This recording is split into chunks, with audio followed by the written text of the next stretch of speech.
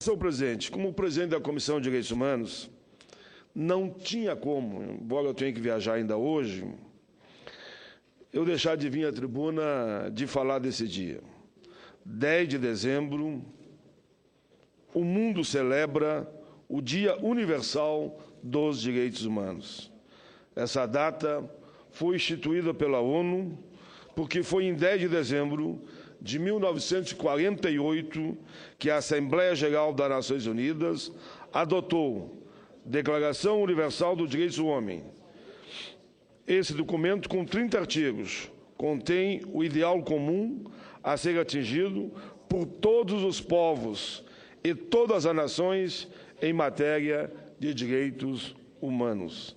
É um dia que o planeta para, senhor presidente, para discutir os direitos humanos. Ela se configura, senhor presidente, na verdade, como uma afirmação coletiva de repúdio à barbárie e às atrocidades cometidas a partir, principalmente, durante a Segunda Guerra Mundial. De fato, em 1945, à medida que o final do conflito se aproximava, cidades por toda a Europa e Ásia entendiam-se em ruínas e chamas. Milhões de pessoas estavam mortas. Outros tantos milhões estavam sem lar e sem comida e choravam por seus filhos. O mundo se horrorizava diante das atrocidades cometidas nos campos de batalha e nas concentrações nazistas e destruição em massa produzida pelas bombas atômicas de Hiroshima e Nagasaki. Diante desse cenário, que depunha contra todos os valores fundamentais afirmados pela humanidade até então, a comunidade internacional decidiu fundar as Nações Unidas e assinar a Declaração Universal dos Direitos Humanos. Ao fazê-lo, os líderes mundiais acenavam com um futuro de esperança e também de paz. Acenavam ainda com o compromisso pela busca ao respeito dos direitos consagrados naquela declaração, cujo artigo 1º afirma: o desconhecimento e o desprezo dos direitos humanos conduziram a atos de barbárie que revoltam a consciência da humanidade. E o advento de um mundo em que os seres humanos sejam livres de falar, livres para crer, libertos do terror e da miséria, foi programado como a mais alta aspiração do homem. Todos os seres humanos nascem livres e iguais, em dignidade e em direitos. Todos os seres humanos nascem livres e iguais, repito, em dignidade e também em direitos. Esse pequeno trecho da declaração expressa a essência daquele documento e, ao mesmo tempo, revela o grande desafio que se colocava diante de nós enquanto humanidade. Estávamos propondo construir uma consciência coletiva a partir da qual todos sejam respeitados em seus direitos básicos essenciais, apenas e simplesmente por serem humanos. Hoje, decorridos quase 70 anos, 67 anos, da Declaração Universal dos Direitos Humanos, é importante fazer aqui uma reflexão sobre o alcance desses direitos, sobretudo num país como o nosso, marcado por profundas desigualdades socioeconômicas que se arrastam ao longo dos tempos. É exatamente esse o tom do meu pronunciamento hoje, senhores e senhoras. Quero convidar a todos, e também toda a sociedade brasileira que nos assiste nesse momento, a uma reflexão sobre o que fizemos e o que ainda falta fazer, para que aqueles princípios consagrados na Declaração Universal dos Direitos Humanos se tornem uma realidade, uma orientação para todos os povos do planeta. Aqui no Brasil, desde que iniciamos o processo da redemocratização, temos conseguido avançar, sim, no que diz respeito aos direitos e às garantias individuais consagradas no artigo 5 da nossa Constituição.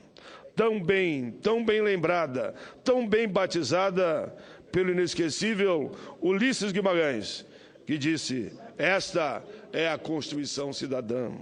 Hoje, desfrutamos de uma ampla liberdade de pensamento, de opiniões.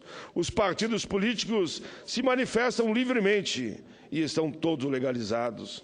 Não existe qualquer agremiação que esteja na clandestinidade. Não existem presos políticos, não existe censura e nós todos continuamos combatendo a tortura. As instituições funcionam dentro da normalidade democrática e os conflitos são sanados obedecendo-se ao princípio do devido processo legal na ótica dos direitos humanos. Caminhamos a passos largos, senhoras e senhores, para a consolidação definitiva do Estado democrático de direito no Brasil. Sem dúvida, essa é uma importantíssima conquista em matéria de direitos humanos, a própria democracia. Do ponto de vista social, também avançamos nesses últimos tempos. Avanços como exemplo, a edição do nosso Código Civil, que, entre outras coisas, acabou com a figura do cabeça do casal e reconheceu a igualdade entre homens e mulheres no que diz respeito à condução dos destinos da família. Registro ainda a lei de cotas, que permitiu o acesso ao ensino superior de um grande número de pessoas brancas, negras, mas pobres, construindo para resgatar uma dívida histórica que temos com aqueles que foram marginalizados no longo dos tempos, principalmente os negros, mas também os brancos pobres. Outro avanço importante em matéria de direitos humanos foi o reconhecimento da união homoafetiva, com a possibilidade da sua conversão em casamento, e a inclusão social de milhões de pessoas, ocorrido durante os governos que passaram, independente da época, mas com certeza avançamos muito depois da ditadura militar. Avançamos também no que diz respeito ao direito dos idosos. Está aí o Estatuto do Idoso, está aí o Estatuto da Igualdade Racial, está aí o Estatuto da Pessoa com Deficiência. Estamos construindo, senador Hélio José, Vossa Excelência, o relator, o Estatuto do Cigano. Está aí uma política de salário mínimo que tiramos de $60, hoje vale mais de $300. Do mesmo modo, avançamos no que diz respeito aos direitos da criança e do adolescente. Tive alegria, não fui o autor desse, os outros eu fui o autor, mas eu participei da construção do Estatuto da Criança e do Adolescente e depois também aqui aprovamos a famosa Lei da Palmada. Avançamos também quanto ao trabalho doméstico. Senador Romero Jucá, Vossa Excelência foi o grande relator dessa matéria e não tem como não reconhecer. Avançamos sim, e hoje, quando diziam que havia demissão em massa das empregadas domésticas, foi exatamente o contrário.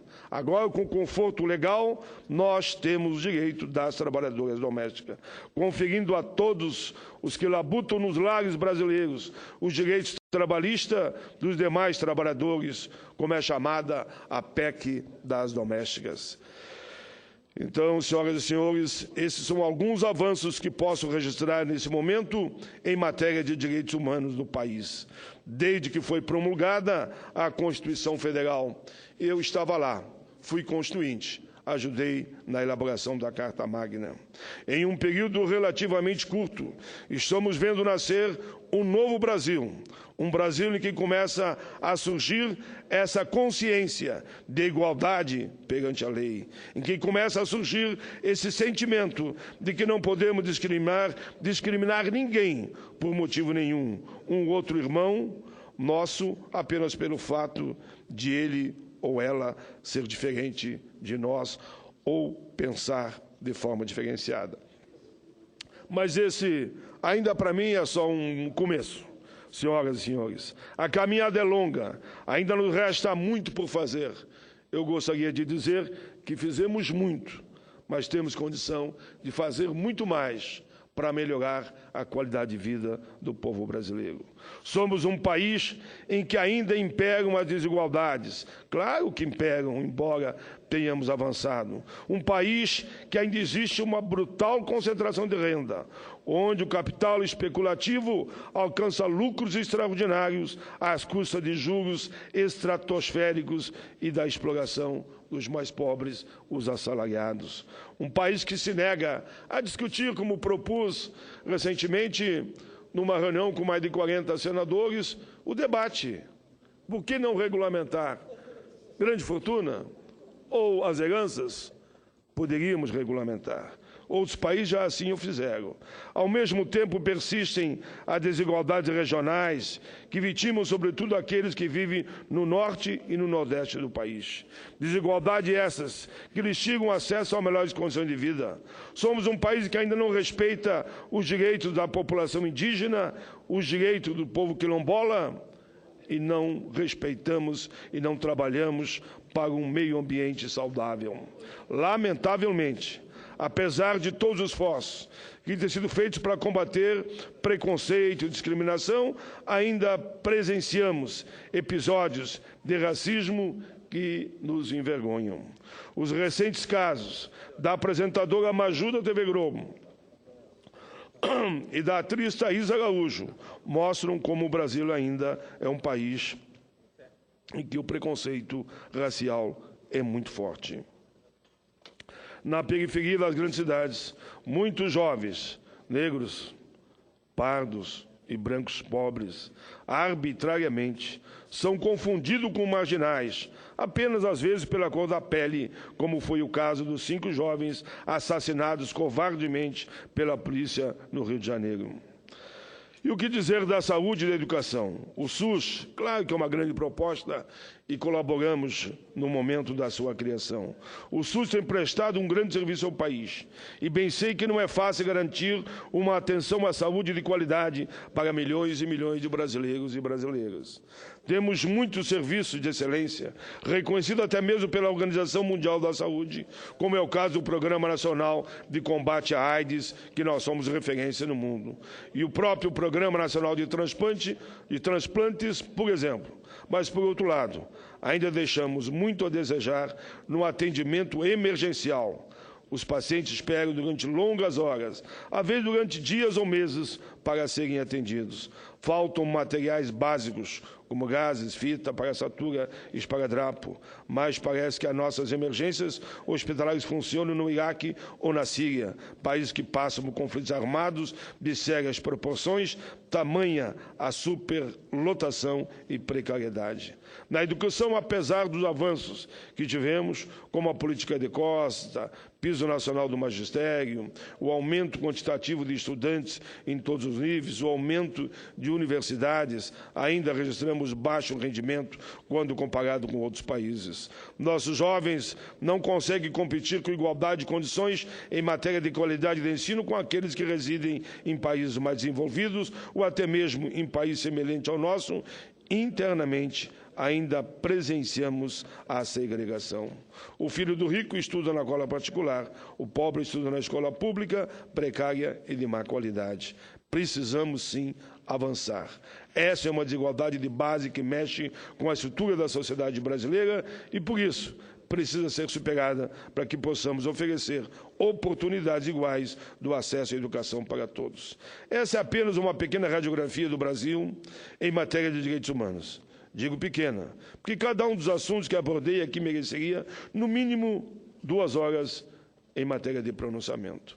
Do mesmo modo, considero importante fazer referência aos direitos humanos do mundo, já que estamos lembrando aqui o Dia Universal dos Direitos Humanos. Não resta dúvida que, do ponto de vista planetário, a situação é ainda muito mais complexa do que em nosso país isoladamente.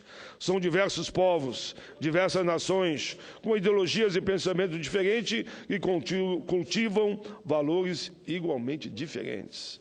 Chegar a um denominador comum compatível com os direitos humanos não é, portanto, uma tarefa fácil. Por isso, eu não poderia aqui, nesses breves minutos que ainda disponho, deixar de fazer um comentário mais aprofundado sobre essa realidade. Senhor presidente, começo nesse encerramento lembrando a questão do terrorismo. Assistimos perplexo quando, no último dia 13 de novembro, atentados terroristas praticados pelo Estado Islâmico deixaram dezenas de mortes e feridos. Eram pessoas inocentes que estavam ali levando uma vida normal, se divertindo, e foram covardemente assassinadas. Seus algozes representam aquilo que há de mais bárbaro e desprezível no mundo atual. Não falo em nome de ninguém, falo aqui, como disse o presidente Barack Obama em recente pronunciamento. Falam e agem em nome de si mesmo e merecem todo o nosso repúdio, porque representam a antítese da civilização. O terrorismo representa uma grande ameaça aos direitos humanos e mesmo ao Brasil, um país tradicionalmente pacífico, do ponto de vista internacional, não está livre dessa ameaça. De acordo com o Índice de Terrorismo Global, que avalia o terrorismo em 162 países, o Brasil está na posição 74. Estamos, assim, classificados na primeira etapa do ranking, que constatou que as mortes por esse tipo de ataque aumentaram 80% em comparação a 2013. Neste ano, o Brasil ocupava a posição número 80, em 2011 estava no número 122.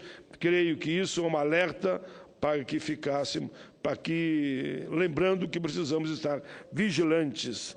Outra grande ameaça que temos hoje aos direitos humanos em todo o mundo diz respeito à violência praticada contra jovens e mulheres. De acordo com a Organização Mundial de Saúde, 35% das mulheres do mundo foram vítimas de violência física ou sexual em 2013. Em alguns países, essa realidade atinge a 70%, senhor presidente. Assim, em outros países, 71,8% da situação de violência física ou sexual cometida contra as mulheres ocorre no ambiente doméstico. A situação dos jovens não é menos dramática. De acordo com o relatório da Unicef, divulgado em 2014, o Brasil é o vice-campeão mundial no número de homicídios de jovens de 0 a 19 anos.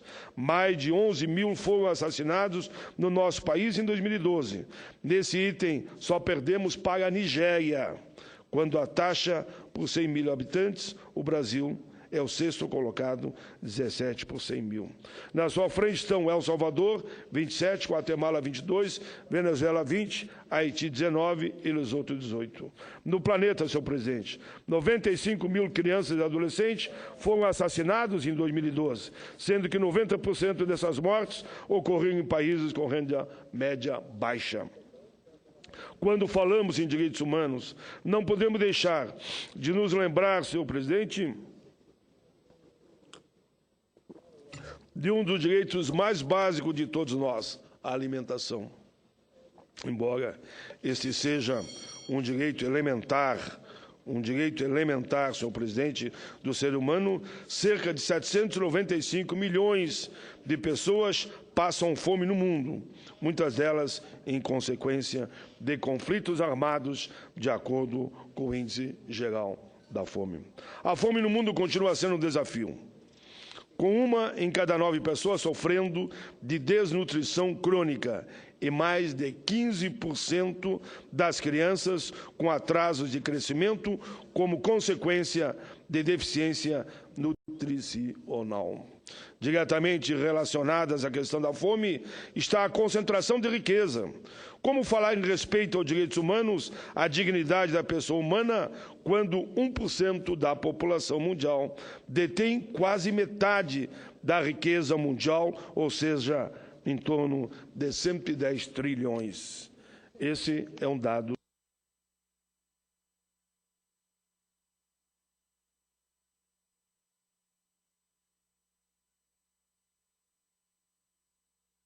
Senhor presidente, eu peço um pouco de tolerância de Vossa Excelência, como eu tenho tido com todos os senadores. Nobre senador Paulo Paim. Não tem um senador nessa casa que não possa lembrar Que a vez me pedem 10 minutos, eu acabo dando 30. Eu não quero isso. Com certeza. Mas pelo menos uns 10 minutinhos. Fica tranquilo. Porque, senhor presidente, é uma data importante. O direito humano é o direito à vida. O mundo todo tinha que parar hoje para refletir sobre esse tema. Como eu dizia, é um dado chocante. Consta da última pesquisa divulgada pela Oxfam Internacional às vésperas do Fórum Mundial de Davos, na Suíça, ocorrido agora em janeiro desse ano.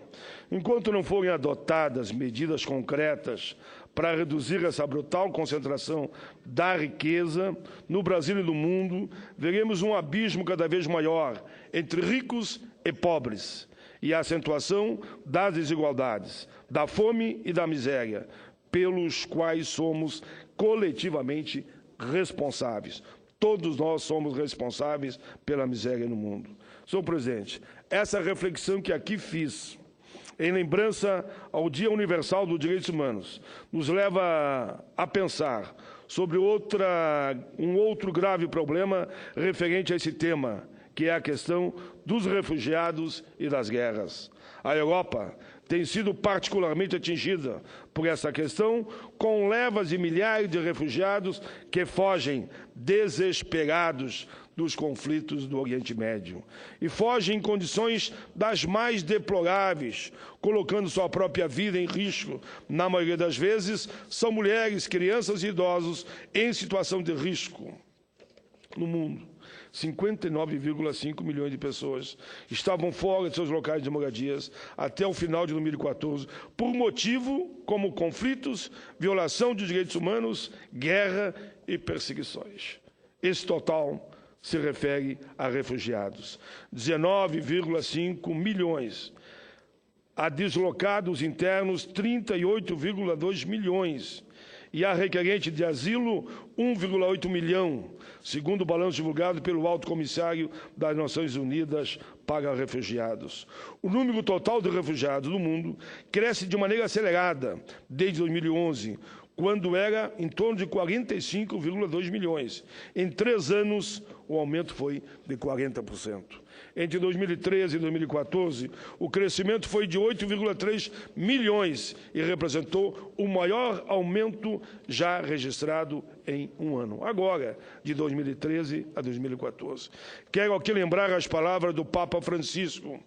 Em recente homilia proferida na Praça de São Pedro, disse ele: estamos próximos ao Natal. Haverá luzes, festas, árvores iluminadas, presépios. Diz ele, tudo falso, porque a fome e a miséria permeia o mundo. O mundo continua fazendo guerra, não compreendeu o caminho da paz. Existem hoje guerras em todas as partes. É guerra, é tortura, é ódio. E o que nos resta? Ruína, milhares de crianças sem educação, tantos mortos inocentes e outros milhões desesperados. E tanto dinheiro no bolso, por exemplo, dos traficantes, seja de arma ou também de produtos considerados, chamados químicos. A guerra é a escolha de quem prefere a riqueza, nas costas dos seres humanos. Sua Santidade mencionou os traficantes de armas. Podíamos falar de outros traficantes, mas existe também os traficantes, inclusive de órgãos humanos.